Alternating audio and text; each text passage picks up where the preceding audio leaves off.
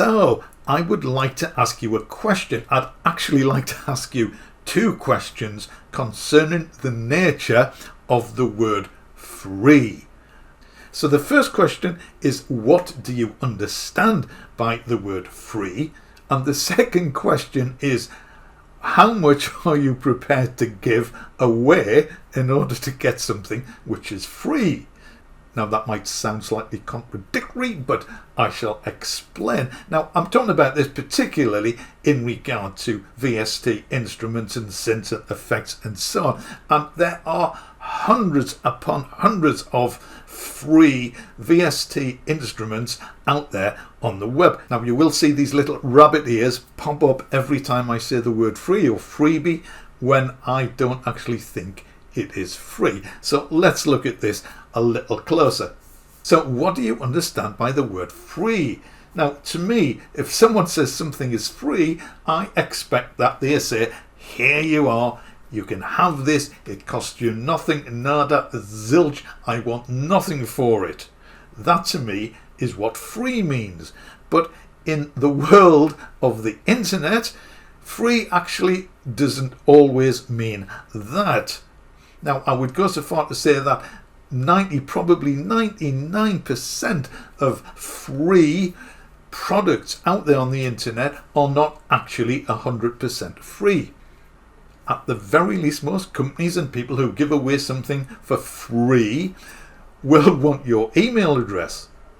And you might think that's fair enough. Many of them also want your name. And you might think that's fair enough. And some of them will want you to register an account on their site. And you might think, fair enough. At this point, I'm starting to think that this free thing is not so free after all. Sometimes they might also insist that you sign up for their newsletter. And if they are a legitimate company, you can usually fairly easily unsubscribe from these. Sometimes it is not always so easy. Now, if you were brought up in the internet age, you might wonder what the heck I'm on about and what is so particular about giving away your name and email address. Well, you probably heard the saying that information is power. And of course, this is how Facebook and Google in particular make their money, from information about you.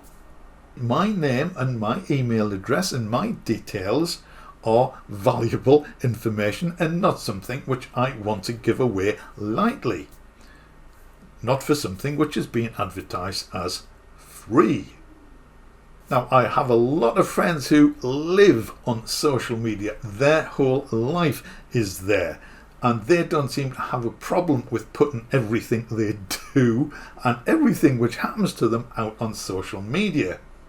Now, I am easy to find on social media, but this is not something which I do. And I have to say, I find it a little bit strange that people are quite happy to put their whole lives on Facebook or Twitter or TikTok or Instagram or whatever. And on a side note, if you are going for an important job, do you think your prospective employer is going to check your social media? Yeah, right. So let's get back to this data thing. Now, when the internet started, in my naivety at the time, now you have to remember this was a time before spam, and you probably need a long memory to go back that far, but I set up an email address and I continued to use it till about probably 10 or maybe 12 years ago. But it got so much spam, I think every spammer in the universe had my email address and it became unusable. Meanwhile, I had set up a couple of more email addresses and I took more care over these and who I gave them to. Now, I do have a sort of general purpose email address which I use for newsletters and for downloading freebies and for general conversation and chat. And that is out there, of course, in spammer land, and it gets a fair amount of spam. I do have a spam filter which catches the majority of it, probably 95%. There is the odd false positive which goes into the spam folder when it shouldn't, but it works fairly well and it's certainly manageable. Now, to get back to these freebies, some of the information these companies want go well beyond just your name and email address. You have probably come across freebies which have to be added to a sales card. So you have to go through the whole process of entering your personal details, often your address for a download, really. Yes, this is the way some of the cards are set up. So you have to go through all this process before you can check out and get your freebie.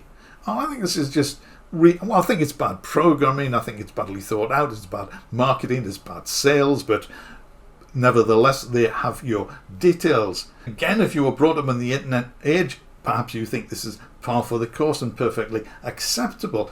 Personally, I'm not very happy about it. Now, if you are dealing with a reputable company, they will presumably do their best to protect your data, but that is not going to guarantee that they don't get hacked and your details stolen, nor does it guarantee that a renegade employee may not gather your data and sell it to a spammer. Now, with my general email address, which I was talking about a few minutes ago, I was very careful, and I still am very careful about who I give this to. But I still somehow managed to end up on several spammers' lists. Now, a related point, and actually the freebie, which caused me to think about this situation and actually made me want to make this video, it actually annoyed me. I know, what does it take to annoy this normally gentle and relaxed person?